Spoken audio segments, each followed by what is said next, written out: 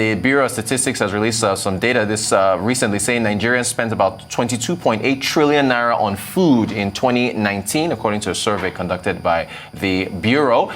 This is about 57% of the total spending by Nigerians, about 40 trillion naira or so expenditure in that period of 2019. The largest chunk of the food expenditure, about 4 trillion naira, spent on food consumed outside the home. The May 2020 report was last released in 2010. Joining us to discuss these headlines is Arise business analyst Chika Nbono. Chika, you're very welcome. Hi, how are you doing? Hi, fine, sir. Thank you so much for joining us.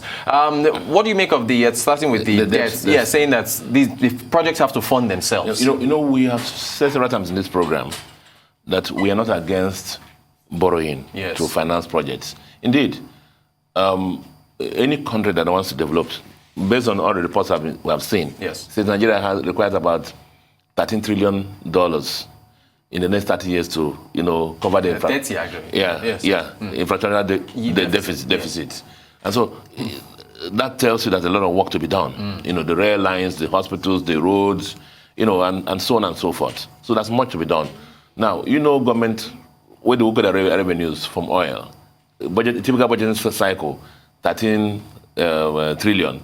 Maybe 3 trillion into capital investment. Yes. So you find that we cannot fund that. So the government has to look for ways of funding capital projects, and that's why they go borrowing. So we have nothing against borrowing to finance projects, but as the DMO has said, indeed, the projects must finance themselves, and so the kind of things we'll talk about. But if you go through the projects in Nigeria, and I'm using this with all seriousness to speak to the people in authority. We've had a lot of issues. The first one is project conception. A lot of times the projects are conceived not with the national interest at heart. A lot of times the external people who are involved in the project have a lot of advantages. There are no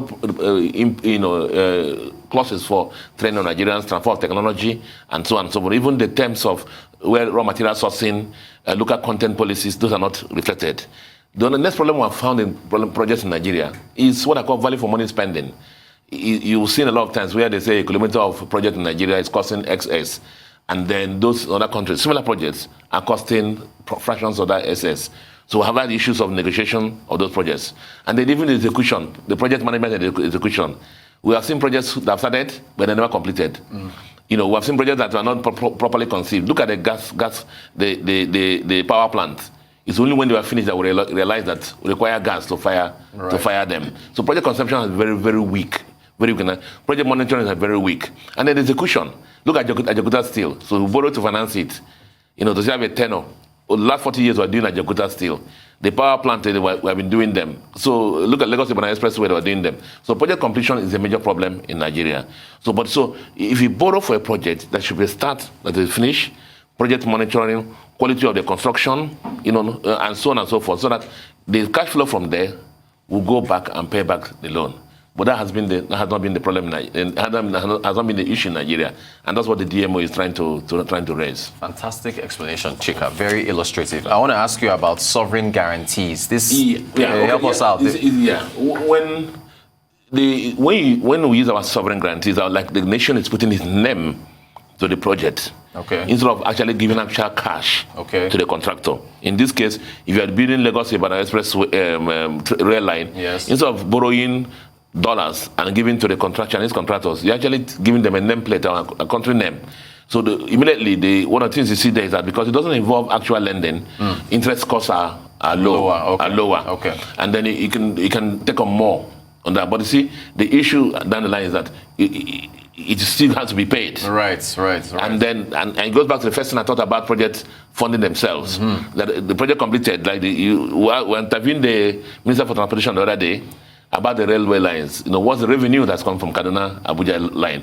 The Lagos Ibadan rail, what's going to come from it? But those money from there should be able to start paying off those loans. So sovereign guarantee enables the country to take on more, avoid the interest and arising from those actual liquidity loans, and that's the advantage you get from that. Thank you. Very clear. I would like to get your thoughts on this brouhaha between the telcos and the financial service providers over USSD. I would look at it with some perspectives. If you want to go and do a transaction in the bank now, with your bank, transfer money or whatever, you have options. The first option is that you can enter your Uber car pay for your taxi, Yes. and get into the bank, and then transact with the bank. You check whatever over the counter, and you pay the charges there. Yes. Or you take your bank app. Yes. You use your data, you pay NCC for. The bank doesn't know anything about that. Sign on it, you pay your data, Yes. and then it transacts. Now USSD came into the fore because of the fact that not all Nigerians could access the data. Yes. And the bigger picture of financial inclusion, because a lot of people who had phones they could use, and it was the fastest way to push banking services to the hinterland. So you just did to star whatever, as the case may be. Yes. Now, so it became a national issue of financial inclusion, a means of expanding the banking network, banking reach for the banks, Yes. because they're going to earn money. Yes. And then, of course, you're going to go through the telecom companies to able to access that. Now, so when it started, what happened was that the customers, you and me, who use that, will pay the charge for it and then access the banking service. Yes. So you pay the telco and access the banking service. Now, one or two banks in Nigeria started pushing the USSD, and so told NCC and the telcos to do what they call reverse billing. Reverse billing means we don't want the fact that our customers don't have credit to limit their accessing our banking services. Whenever they want to access it, allow them access it with this one, we will pay. Aha. Okay. Bill us on it. Now, this was initiated by 2 or 3 banks who are pushing USSD products. Now, the telcos found it interesting because it means that the risk now was with the banks. And so, on their own with the NCC, they assumed reverse billing for the whole network. Okay. Are you following me so far? I'm following you. So yes. that means the bank should be paying them. Right. Instead of what? The customers. For the telcos, it's easier because the risk of the bank is better for you. Correct. The money is bulk and whatever, they can settle it. But the issue now is that the banks are saying that that is not right. The person who enjoys the service should be the one to pay it. Because the customer has opportunities. Walk into the bank. Yes. Use your mobile banking. Use your SSD. So if you're enjoying the service, you must pay for it. Now, so there are a lot of issues at play here. Yes, they are. Because there are a lot of times the customer accesses the network and the transaction cannot go through. Right. Still, the telcos will bill. I see. And then, so you see a lot of customers are complaining. So that's why the telcos didn't want to deal with the customers.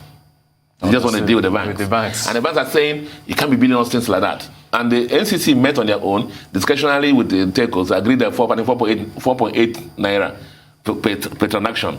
Now, the banks are also saying that this has to be done together. So I have a feeling that the bigger picture with CBN is involved because of financial inclusion. Yes. Banks are involved because once they start doing the reverse billing, the banking netting expanded. Yes. They had more customers, they're making more money. Yes. And the NCC also is involved, and telcos are involved because they're making more money. So everybody has to come in yes. in the interest of the nation. Yes. And to resolve this. And I'm meeting, I'm scheduled, I think, today. Yeah, to be able Dr. Issa Pantami. to resolve this. And I'm sure that something will give way. We'll have you here to analyze whatever the outcome is from there. Very interesting, very high level. Thank you so much for explaining that, Chika. This NBS reports out that Nigeria spent 22.8 trillion naira on food. Can you imagine? 200 million mouths. That is. When you look at the quantum of the money, it looks big, but 200 million mouths. You break it down. I haven't done the back of the envelope calculation, but you can see that, he's within reach. Then if you add inflation on it, you also know the impact of that. So 200 million mouths is a lot of food. But inherent there are the opportunities for the nation. So you find out to that 200 money, how much of it was produced locally, how much of it was imported. Right. And then how, therefore, do we measure the impact of the agricultural programs we've had in solving the problem of food in Nigeria, in the cradle of like producing what we eat and eating what we produce. So for me, that's the bigger picture in that report. Are you worried about prices continuing to rise? See, you know what happened on Friday with the fuel issue? Because outside of food, the largest component of spending was on transportation. So food and transportation, the two major areas. So when things like inflation, the banditry, insecurity on the food side, then the fuel issues on the other side, does it worry you, Chika? Well, we need to resolve it somehow. Right. I mean, you know, the fuel issues, I talked about in this program, is a complex issue. Yeah. And the bigger issues that everybody has to come in and then put head together, whether it's NLC, whether the citizens, and so on and so forth, to be able to resolve. We cannot, as a country, I keep saying it. I'm a current economist, and I keep saying it, that continue with the subsidies, the way we have been carrying them. Right. We can't fund them. So we must find ways of ameliorating the impact of that and get a landing ground for everybody, including the government and the citizens of the country. And for me, that's what it is. Fantastic. I want to circle back to the DMO and the infrastructure projects paying for themselves. Tolled roads. Is that going to be an issue if we're looking for roads to pay back themselves, like the Sukuk issue now? You know, the problem of tolled roads, I've said in Nigeria, is again, you know, I've said in this program that we have the best plans in Nigeria. Yes. The problem always has to be implementation and monitoring. Now, so the guys who sign contracts as to the service level agreements they must do on those roads. Yes. You know, the quality of renovations, the gutter, and so on and so forth. But you find that the toll companies are more concerned in collecting tolls without reinvesting any money on those roads. Right. And those in the Federal Ministry of Highways and so on, who's supposed to be monitoring, don't monitor. And so you find people that still a lot of potholes, that still a lot of bad patches in the roads don't have drainage, and these are things signed on the service level agreements entered into by the toll guys, and they don't keep it. Yes, we require to enable us have the quality of roads we're going to build.